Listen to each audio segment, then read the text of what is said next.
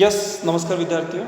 आज BA first year की class में ले रहा हूँ आपके सामने और मैं हूँ योगेश कलाल। आपका आज का जो टॉपिक है नगरीय अधिवास के उद्भव और विकास के कारण। ठीक है, तो हम शुरू करते हैं हमारी क्लास आज की। जैसे मैंने पिछली क्लासों में आपको बताया था नगरों के उद्भव और विकास के कारक। ठीक है, तो नगरों के उद्भव और विकास के कारक नगरों की उत्पत्ति, विकास और वितरण को प्रभावित करने वाले कारकों को मुख्य रूप से निम्न वर्गों में रखा जा सकता है। क्या होता है? निम्न वर्गों में रखा जा सकता है। ठीक है, सबसे पहले हम बात करेंगे यहाँ पे नंबर ए पे लिखा हमने भौतिक कारक। क्या लिखा है? भौतिक कारक। तो ये भौतिक कारक क्या होता है? जमीन स्तर से जुड़ा हुआ, यानी उसमें हम किसकी बात करेंगे? भौगोलिक क्षेत्र के बारे में बात करेंगे।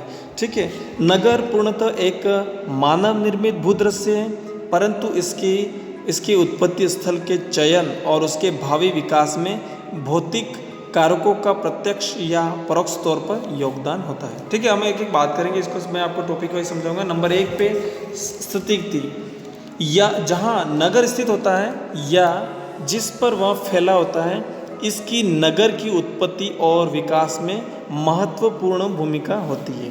क्या होता है? महत्वपूर्ण भूमिका होती है। तो इसका अभिप्राय, इसका मतलब क्या होता है? जहाँ पर नगर स्थित होता है, जिस पर वह फैला होता है, इसकी नगर की उत्पत्ति और विकास में महत्वपूर्ण भूमिका होती है।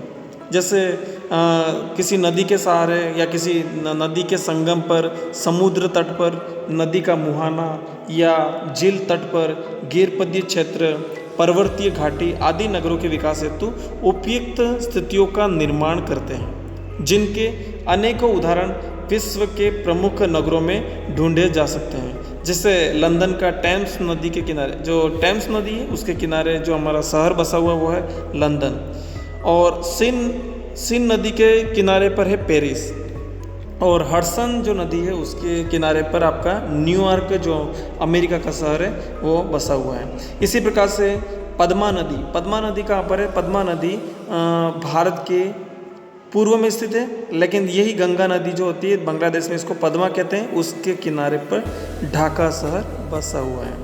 ठीक है, चेन्नई समुद्र तट के किनारे, हरिद्वार पर्वतपदीय क्षेत्र है, देहरादून भी पर्वतपदीय क्षेत्र है। तो ये इस प्रकार की स्थिति है। ठीक है, अब हम बात करेंगे अवस्थिति की। इसका मतलब क्या होता है? इसका मतलब होता है आसपास के नगर की स्थिति या उसके सापेक्षिक संबंध से है। इसके अंतर्गत नगर के इर्द गिर्द फैले क्षेत्र की धरातलीय विशेषताओं का अध्ययन किया जाता है। किसका? धरातलीय विशेषताओं का अध्ययन किया जाता है। इसकी स्थिति का मूल्यांकन उसके चारों ओर फैले विस्तृत क्षेत्र से परिप्रेक्ष्य में किया जाता है। देखो यहाँ पर क्या होता है, एक तो सबसे इम्पोर्टेंट है यहाँ पे उपजाऊपन, संसाधन क्षमता, अभिगम्यता आदि का नगरीय विकास में स्पष्ट प्रभाव देखा जाता है। ठीक है, ये हमारी बात है अवस्थिति की। अब हम बात करेंगे नंबर 3 पे जलवायु। सामान्य शीतोष्ण तथा उपोष्ण जलवायु नगरों के विकास के लिए उपयुक्त मानी जाती है, लेकिन उष्ण या अति शीतल जो जलवायु होती है उसमें क्या होती है? बाधा पहुंचाती है। कैसे? देखो, शीतोष्ण हल्की गर्मी और हल्की सर्दी में लोग रहना अच्छा समझेंगे, और उपोष्ण इसी प्रकार से।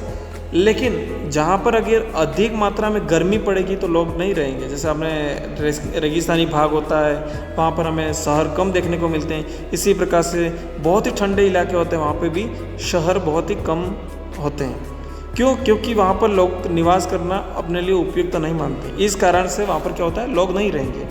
तो ये बाधक भी होते हैं। फायदेमंद के लिए शीतोष्ण जलवायु और उपोष्ण जलवायु होती है, और इसके बाधक जो होती है उष्ण और अति शीतल जलवायु, इसमें क्या होती है? बाधक होती है। अब हम आगे बात करेंगे जल की आपूर्ति, जल आपूर्ति। ठीक है, विश्व में अनेक नगरों में पेयजल की जो सुविधा होती है दूर दराज के आंचलों से की जाती है या बड़े बड़े पाइपों से होती है। जैसे मैं अभी बता दूं आपको, आज भी विश्व में बहुत सारे देश ऐसे हैं जहाँ पे नगरों की जो व्यवस्था होती है, पानी की, पेयजल की व्यवस्था होती है, वो बाहर से होती है। बाहर से मतलब जैसे कोई प्राकृतिक बांध बना हुआ है या फिर नदी है, नहर है, तालाब है, वहाँ से उसको पानी की सुविधा जो मुहैया होती है। ये बड़े बड़े शहरों में आज भी आज भी यही देखा जाता है।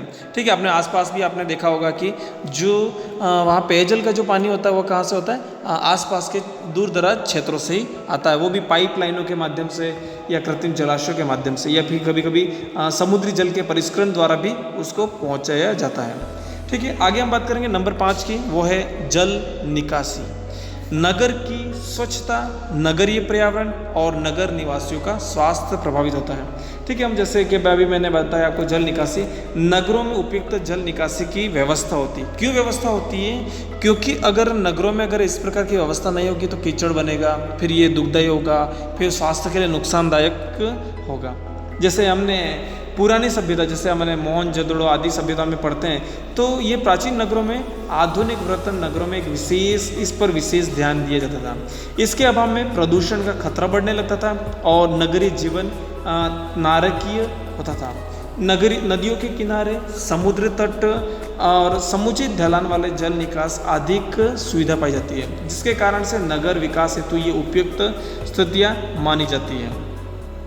ठीक है, आगे हम बात करेंगे मानवीय कारक। मानवीय कारक में कौन कौन से हैं? क्षेत्रीय आर्थिक आधार पर। क्षेत्रीय आर्थिक आधार पर जैसे नगर का विकास उसके समीपवर्ती क्षेत्र के संसाधनों के दोहन पर भी निर्भर करता है। ठीक है, जैसे अब किस प्रकार, जैसे आर्थिक क्षेत्र में अगर हम बात करें तो खाद्यान्नों की जैसे पूर्ति होती है, वो उद्योगों के लिए अगर कच्चा माल मिल रहा है या नहीं मिल पा रहा है, अगर मिलेगा तो वहाँ पर क्या होगा, उद्योग लगेगा, उद्योग के साथ अन्य कोई और चीज़ें भी वहाँ पर उपस्थित मिलेगी आपको। ठीक है, इसी प्रकार से मैं नंबर 2 की बात करूँगा, वो है राजनीतिक एवं प्रशासकीय अनिवार्यता।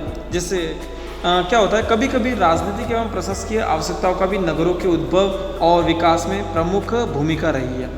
प्रशासकीय कार्य गैर प्राथमिक होता है, जिसके समीप परिवहन, बाजार, वाणिज्य, सुरक्षा आदि सेवाओं का स्वतः जमघट शुरू होने लगता है, जिससे नगरीय विकास को प्रोत्साहन मिलता है। और राजधानी जो प्रशासन के प्रमुख केंद्र होती है, उनके चयन में बहुधा राजनीतिक और सामरिक पक्षों को भी रखना पड़ता है।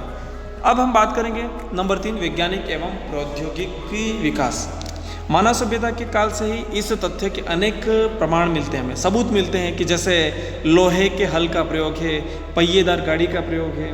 तो ये हमें पहले ही जो पूर्व के जो लोग थे उन्होंने भी इस प्रकार के कुछ न कुछ नए तरीके के आविष्कार किए थे, लेकिन उनको इतना प्रमाणिक नहीं किया था। इस वजह से ये आज हमें जानकारी मिलती है। जैसे सिंचाई, वाष्प शक्ति इंजन है, विद्युत, वायुयान, कंप्यूटर आदि ऐसी वैज्ञानिक और प्रौद्योगिकी उपलब्धियां हैं।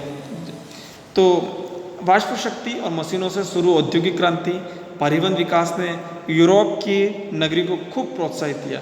अगर हम आज बात करते हैं, सबसे ज़्यादा अगर खोजें, आविष्कार जो भी हुई है, सबसे ज़्यादा कहाँ हुए, वो यूरोप महाद्वीप में हुई है।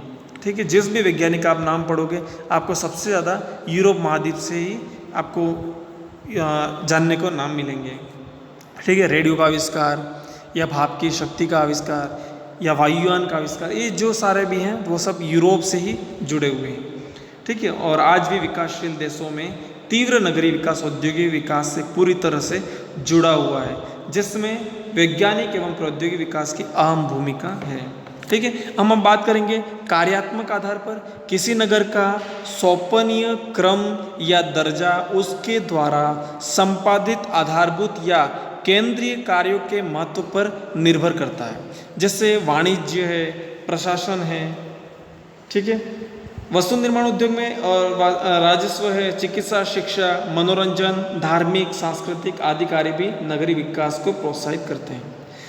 ठीक है, अब मैं बता दूं आपको जनांकीय एवं सामाजिक विकास स्तर।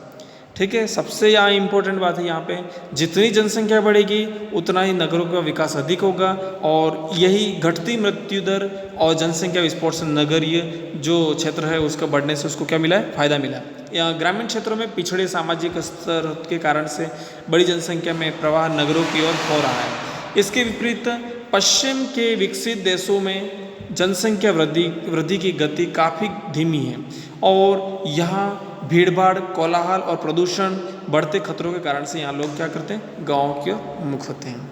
ठीक है, अब कुछ बातें यहाँ पे मैं आपको बता दूँ सारणी के माध्यम से, किस किस ने कौन सा सिद्धांत दिया था। स्थानिक विसरण का जो सिद्धांत है वो हैंगरस्टैंड ने दिया था 1952 में। नंबर 2, उद्भव विस्तरण व संतति सिद्धांत ग्रिलिश ने दिया था 1957 में दिया था ये सिद्धांत। प्रसार प्रतिमान पीटर हैगेट ने दिया था। मेगापोलिएशन संकल्पना जो दी थी वो गैटमैन ने दी थी 1957 में। निकटतम पड़ोसी प्रतिवेशी विश्लेषण ये पी.जे. क्लार्क एवं एफ.सी. एवंस ने 1954 में दी थी। इसी प्रकार से नवनगर सिद्धांत पैट्रिक एबरकॉम्बी ने 1944 में दिया था। आधारभूत अनाधारभूत क्रिया अरूसो ने दिया था। कोटियाकार नियम ऑयरबक ने। नगरीय पदानुक्रम संकल्पना क्रिस्टॉलर ने दिया था। और कृषि अवस्थिति के सिद्धांत जो दिया था वॉन थ्यूनन ने 1826 में दिया था। और कुछ और भी हैं जो मैं आपको नोट्स के आधार पे आपके पास पहुंचा दूंगा। ठीक है, आज की हमारी क्लास यहीं तक रहेगी और क्लास से पढ़ते रहिए। धन्यवाद।